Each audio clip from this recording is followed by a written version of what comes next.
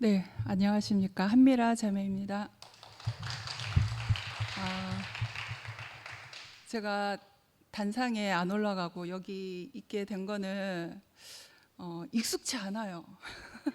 그래서 익숙치가 않아서 익숙치 않은 환경에 익숙치 않은 자리에 있으면 내 옷이 아닌 것 같은, 그래서 약간 긴장하고 얼어버리는 것 같아서 이게 같이 누리고 싶어 하는 그런 말이 제대로 안 나올까 봐, 그래서 가장 자연스러운 자리에서 하는 게 좋겠다.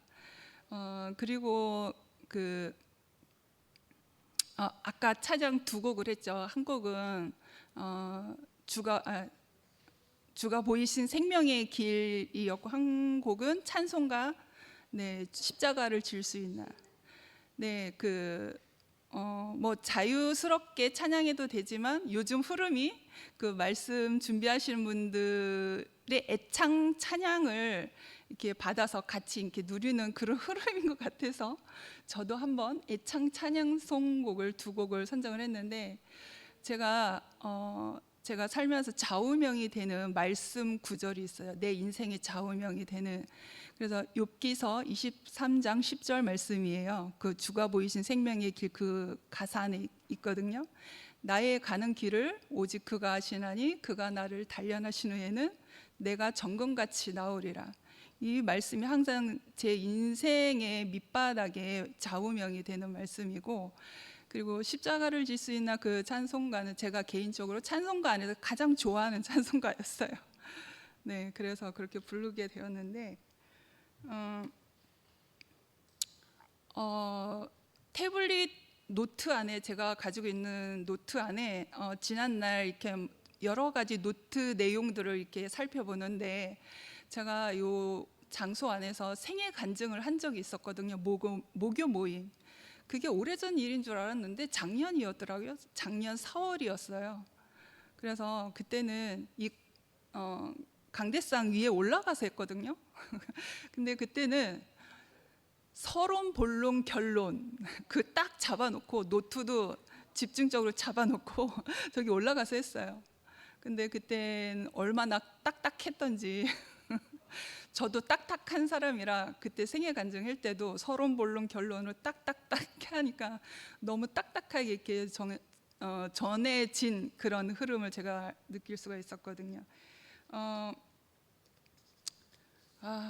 참 오늘 말씀을 위해서 제가 서게 됐는데, 여기까지 오는데도 기도하는 마음으로 갔어요. 주여, 할 말만 하게 하소서. 할 말만, 주님께서 할 말만 하게 내 입을 열어서 말하게 하소서, 그런 마음으로 왔고, 사실 아무 생각이 없고 그냥 이렇게 좀 멘탈이 좀 한 반은 나가 있는 그래서 멍한 상태에서, 노트도 원래 없었어요. 노트도 원래 없었고 그냥 제가 끄적끄적하면서 낙서하는 낙서장만 있었거든요. 그냥 저만 볼 수 있는. 그런데 이제 이 말씀과 교제를 나누기 위해서 같이 누리면 좋을 것 같아서 노트도 있는 게 좋겠다 싶어서 네, 네, 오늘 점심 때부터 막 타이핑을 하기 시작했습니다. 근데 무슨 정신으로 했는지도 모르겠어요. 그래서 제목은 목적이 이끄는 삶이라고 정해 보았습니다. 본문 말씀은 베드로 후서하고 골로새서 정해 봤는데, 베드로 후서 1장 10절에서 11절 말씀을 읽어 보겠습니다. 그러므로 형제들아, 더욱 힘써 너희 부르심과 택하심을 굳게 하라. 너희가 이것을 행한즉 언제든지 실족하지 아니하리라. 이같이 하면 우리 주 곧 구주 예수 그리스도의 영원한 나라에 들어감을 넉넉히 너희에게 주시리라. 그다음에 골로새서 3장 15절입니다. 그리스도의 평강이 너희 마음을 주장하게 하라. 너희는 평강을 위하여 한 몸을 부르심을 받았나니 너희는 또한 감사하는 자가 되라. 아멘. 목적이 있어서 이끌려지는 삶, 그래서 나를 이끌게 하는, 그리고 내가 살고 있는 지금 현재의 나의 삶은 나의 목적으로 살고 있는 현재 저의 모습이 아니에요.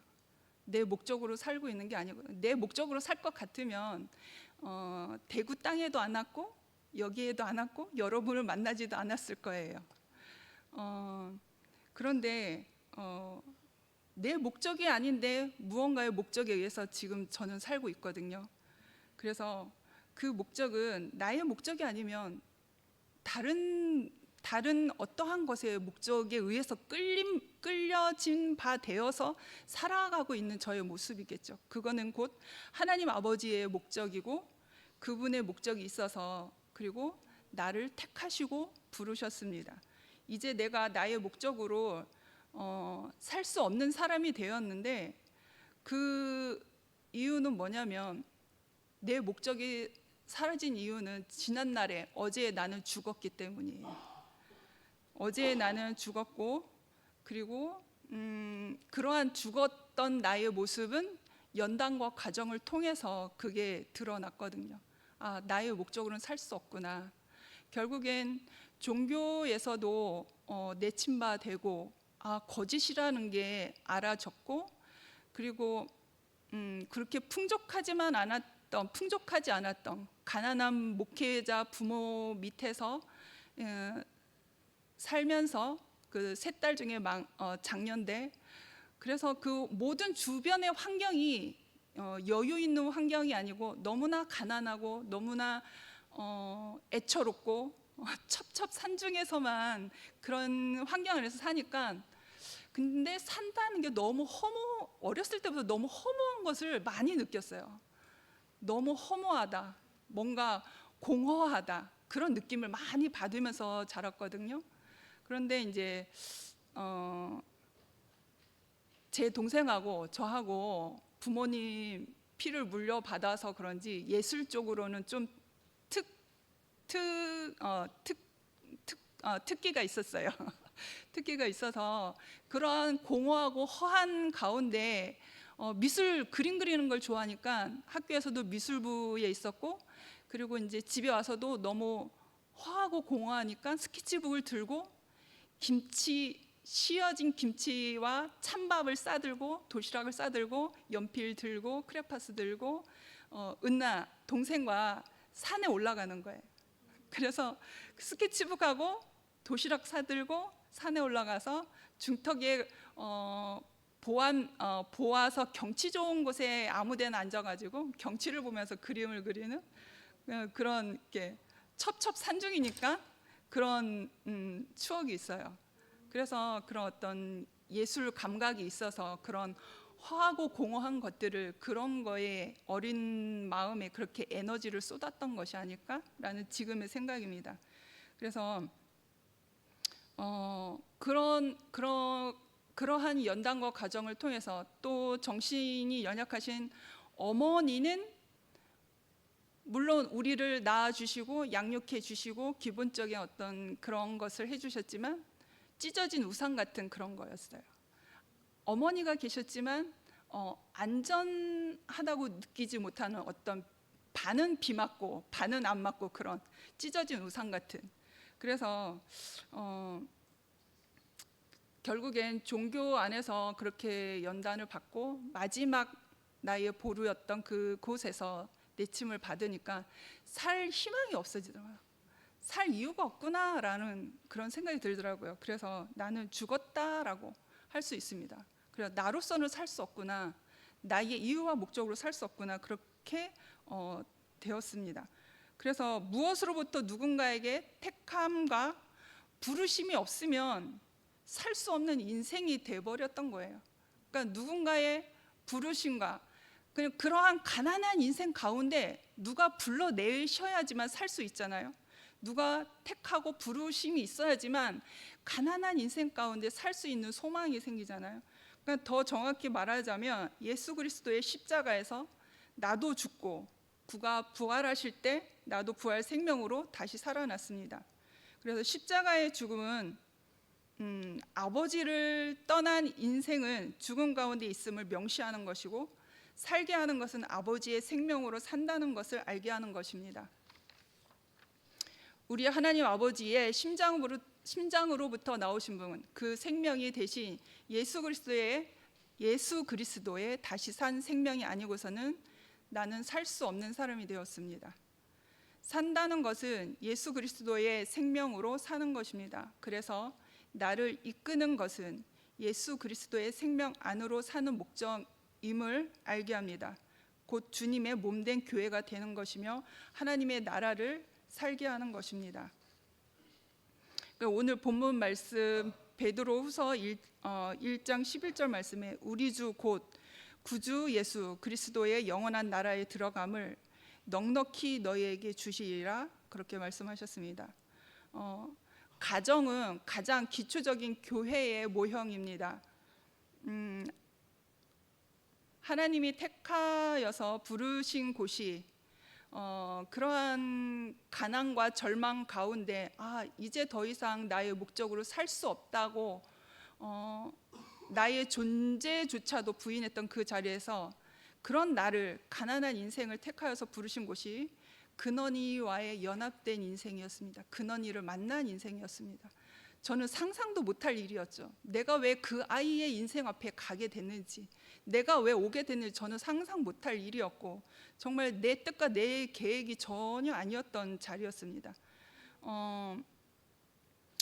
근데 제가 근원이를 자주 얘기할 수밖에 없는데 어떤 분은 이런 나의 어떤 그 하나님께서 근원이의 인생 안으로 나를 이끌어내서 불러내어짐을 받은 이 자리를 잘 모르시는 분은 그냥 어떤 저 자매는 자기의 의의를 나타낸다.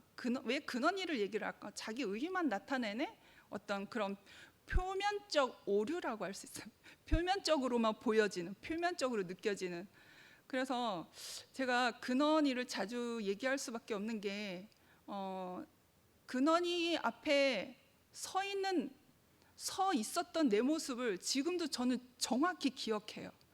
그때는 가장 내 인생 가운데 가장 절망이었을 때, 가장 어둠이었을 때 근원이의 인생 안으로 나를 택하셔서 불러내어 주셨거든요. 그때의 근원이의 인생 가운데 있었던 내 모습은 숨을 쉬느냐 내가 멈추느냐 또는 사느냐 죽느냐, 그리고 죽은 나사로가 살아나오는가 죽어 있는가 할 수 있는 인생의 위치였기 때문에 그런 자리를 빼놓고는 나 자신을 얘기할 수가 없습니다. 그래서 허무한 인생으로 폐인이 되어 욕과 같이 산 것도 저주가 되어서 그 형상 존재를 부정하고 있던 깊은 음부와 같은 그곳에서 불러내어져 서게 된 곳이 근원이의 인생이었습니다. 그때만 생각해도 그때는 너무 참혹했을 때였거든요. 내가 살아 있으나 의식이 소실되어지는 것 같은 그런 살아도 산 것 같지 않은 그러한 모습으로 있었거든요. 그래서 그때의 저를 본 사람은 낯빛이 차갑고 눈은 멍하고 눈매가 매섭다라는 어떤 그런 인식이 있으셨을 거예요. 그러니까 세상에 버려질 수밖에 없고 죽음을 가지고 있는 근원이의 인생 앞으로 아무 소망 없는 나를 이끌어 놓으셨습니다. 다 아시겠지만 근원이는 뇌병변 1급이거든요. 그래서 근원이는 누워서 생활을 해요. 누워서 생활을 하고 말하지 못하고 앉지도 못하고 서지도 못하고 자기가 할 수 있는 거는 아무것도 없어요. 그래서 세상에 대하여 버려질 수밖에 없고 죽음을 가지고 있는 근원이의 인생 앞에 아무 소망 없는 나를 이끌어 놓으셨습니다. 죽음을 가지고 있던 근원이의 인생이 나를 보고 오늘날 웃는 거예요. 기적 같은 일이었어요. 정말 죽을 것 같은 흑암과 같은 한 인간이 그 아이 옆에 섰는데 자신조차도 세상에 대하여 죽음밖에 없는 인생인데 나를 보고 갑자기 환하게 웃는 거예요. 근원이 웃음을 보신 분 계시겠죠. 그렇게 나를 보고 환하게 웃었고 그 웃음은 세상에 때묻지 않은 가장 밝은 웃음으로 그때의 넋이 나간 창백한 얼굴을 하고 있던 나에게 웃었습니다. 그리고 웃어도 된다, 살아도 된다라는 그런 의미로 나에게 그 웃음이 그렇게 의미가 이렇게 전달되어졌어요. 아, 내가 웃어야 되나? 이 아이의 웃음을 보고 그냥 모르는 척 탁 할까? 딴 데 쳐다볼까? 그런데 그 아이를 아무 이유 없이 나를 환하게 웃고 있는 그 아이를 보면서 아, 내가 웃어도 되는구나라는 그 어떤 동기부여가 아주 신랄 같은 희망으로 그렇게 비춰졌어요. 그래서 그런 웃어도 된다고 살만하다고 숨에 바람을 불어 넣는 듯 그 낯빛에서 산소 호흡기 같이 불어와서 나를 살려주었습니다. 그래서 산다, 아 살아도 되는구나. 내가 죽은 인생인 줄 알았는데 아 살아도 되는 것이었구나. 내가 인생을 살아도 될까? 그러면서 뭔가 성냥 그 불쏘시개 성냥불을 탁 켜는 것처럼 거기에서 시작이 된 거예요. 그 아이의 웃음 속에서. 그래서 나를 살게 한 곳, 아버지가 부르신 곳이었습니다. 그렇게 근원이와 연합된 삶을 살게 되었습니다. 그리고 오늘 본문 말씀 1장 10절에 그러므로 형제들아 더욱 힘써 너희 부르심과 택하심을 굳게 하라. 너희가 이것을 행한즉 여러 가지 언제든지 실족하지 아니하리라 라는 말씀이 있습니다. 근원이와 연합된 삶은 회복을 주시는 길이었습니다. 그때까지만 해도 얼마 전, 몇 달 전이죠. 영원히 무너지지 않을 것 같은 철옹성과 같았던 부모님 관계가 회복되었어요. 그러니까 근원이와 살면서 저에게는 사랑한다라는 말이 되게 인색한 사람이에요. 감사합니다, 사랑합니다, 사랑해, 잘했다 하는 말이 엄청 인색한 사람이거든요. 그런데 근원이와 살면서 그러한 말들이 나에게 있을 수 없는 말들이 나에게 없는 말들이 계속 나가는 거예요. 사랑해, 잘했다, 그래, 칭찬한다. 그 말이 감사해 그런 말이 쉴 수 없이 나가는 거예요. 하루에도 수십 번 그런 말이 나가거든요. 그래서 나에게 없었던 정말 인색하기 짝이 없던 감사합니다, 사랑합니다 그 말이 도저히 나올 수 없는 그런 사람한테서 어떤 이런 말이 나올까 신기하다 생각해 보니까 사랑받은 사람에게서 이런 말이 나가겠지. 내가 어렸을 때 부모의 태중에서부터 부모에게 이런 사랑을 받았겠지. 부모님이 나를 이렇게 사랑해 주셨겠지 하는 그것이 떠오르는 거예요. 그래서 어머니의 그 찢어진 우상 같은 어머니의 그 자리도 나의 양 날개를 꺾어서 주저앉혀 버렸던 그 아버지도 그 온전하게 어렸을 때부터 내 태중에서부터 나를 그렇게 사랑으로 길러셨던 부모님의 한결같은 그 마음이 근원이를 돌보면서 그걸 알게 되었던 거예요. 그래서 나를 이 세상에 사랑으로 태어나게 해 주신 것만으로도 너무 감사한 분들이구나라는 것을 알게 되었어요. 그래서 그것으로 너무 감사하고 그것으로 다한 인생이신 분들이구나 하고서 그 뒤로 어떠한 부정적인 생각과 어떠한 상처들과 어떤 마음의 연민들이 다 사라졌어요. 그냥 사랑만 남게 되더라고요. 사랑과 감사와. 그래서 부모님 관계가 그렇게 회복이 되었고 근원이와 연합하고 살고 있는 것뿐인데 그냥 그 동생 저 제부님이 오셨는데 네, 은나 자매와 우리 제부님하고 이제 맞벌이 부부니까 제가 온전히 근원이를 보게 되잖아요. 그러면 어떤 제가 먹고 살기 위해서 근원이를 잇는 게 아니니까 그냥 아주 조금의 용돈 조금 받으면서 근원이 하고 있었어요. 그런데 그 어떤 장애인 활동 지원사, 옛날에는 보조사라고 했거든. 활동 지원사라는 직업군이 생겼는데 그게 법으로는 직계가족이 법으로는 묶여 있었어요. 직계가족 안에서는 그 지원사가 활동할 수 없는 거예요. 그런데 이모와 조카 관계만 돌봄이라는 그 법 규정이 풀려서 정부의 돈으로 근원이와 연합하며 살 수 있는 실질적인 길이 열렸어요. 참 신기하죠?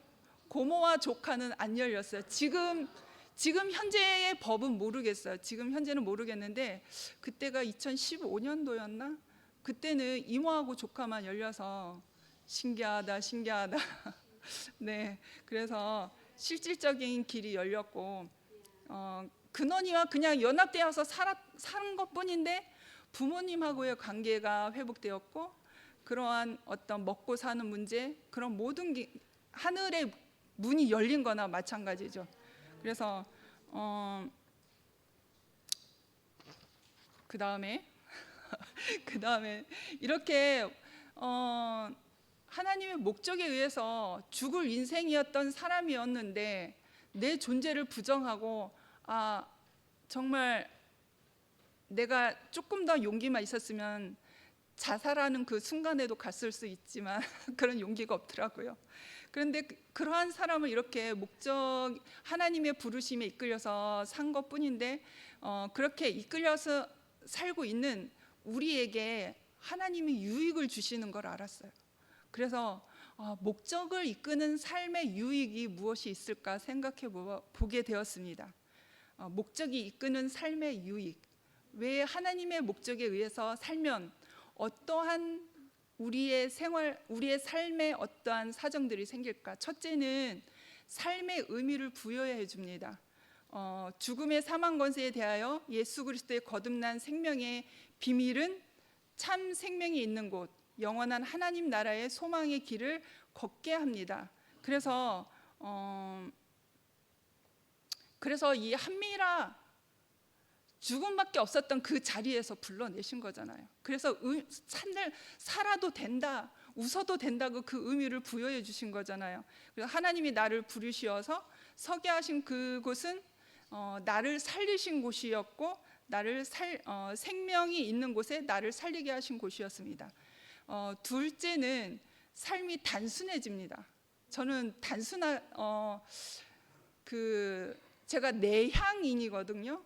INTJ 내향인인데 내향인은 활동 영역은 그렇게 많은 편이 아니지만 생각이 복잡해요. 생각이 엄청 복잡하고 되게 체계적이고 되게 논리적이고 그래요. 생각이 엄청 복잡해서 혼자 생각하는 것도 좋아하고 사색하는 것도 좋아하고 책 보는 것도 좋아하고 그래요. 그런데 삶이 단순해진다라고 하는 이 사고는 저에게는 정말 없을 만한 환경인 거죠. 근데 이번 주 월요 준모임에 로마서 말씀을 들으면서 이러한 말씀이 있더라고요. 우리가 할 일은 주님 주신 생명을 드러내는 일만 하면 됩니다. 우리는 우리 자신에게 구원이 되는 길로 갈 뿐입니다. 이러한 말씀이 있습니다. 지금도 예수 그리스도는 오직 한 길 생명의 길로 우리를 제시해 주고 계십니다. 그래서 이러한 복잡한 한미라가 정말 단순해졌어요. 산다는 것, 생명이 있는 곳에 오직 그 삶의 의미를 부여해 주셔서 예수의 생명이 있는 곳에 나를 이끄셨기 때문에 생명이 있는 곳으로 나를 이끄시니까 삶이 정말 단순해져요. 이 복잡한 인간이 단순하게 살고 있어서 그래서 산다는 것은 그래서 쉬워지는 것 같아요.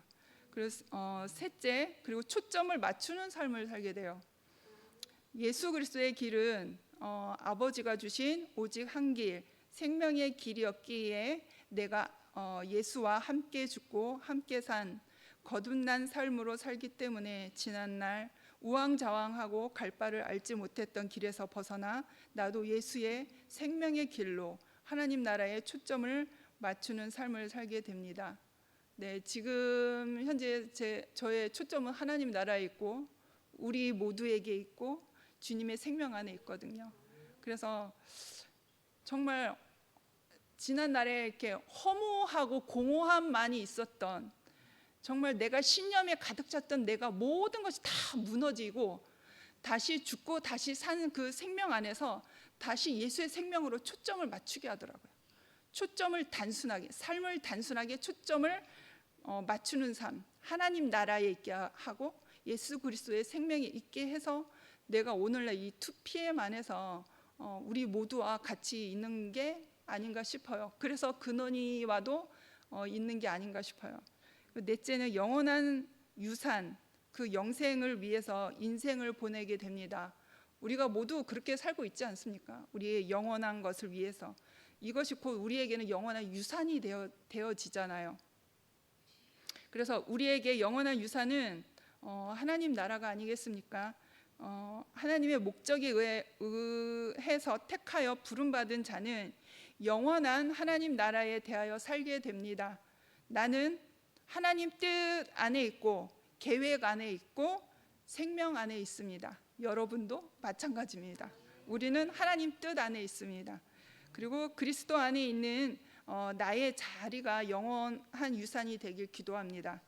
그리고 골로새서 3장 15절 말씀을 같이 나누고 싶어서 그걸 한 절을 더 올렸는데요. 그리스도의 평강이 너희 마음을 주장하게 하라. 너희는 평강을 위하여 한 몸으로 부르심을 받았나니 너희는 또한 감사하는 자가 되라. 아멘. 우리 모두가 단순 심플하게 그 초점을 맞추어서 하나님 나라의 주님의 생명 안에서 영원히 영원한 유산을 우리가 누리면서 같이 살았으면 좋겠습니다.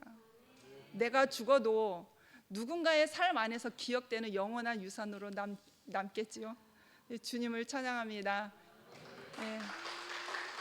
잠깐 기도하고 마치겠습니다. 하나님 감사합니다. 지난날 공허하고 허무함에 밀려와서 내 인생을 저주하고 내 존재를 부정했던 그 자리에서 하나님이 나를 택하셔서 부르시고 이끄셨습니다. 하나님의 온전한 생명 가운데 나를 새 생명을 주셔서 하나님의 나라를 위하여서 하나님의 뜻 안에 살게 하셨습니다. 우리의 지금 이 순간도 사는 것이 온전하게 하나님 나라에 쓰여지길 원합니다. 우리가 입을 열어 찬양하고 우리가 말씀과 교제하며 나눌 때에 하나님의 온전한 은혜와 그 평강이 우리 안에 임할 수 있도록 우리의 삶 가운데 하나님께서 인도해 주시고 이끌어 주시길 기도합니다. 예수님의 이름으로 기도합니다. 아멘.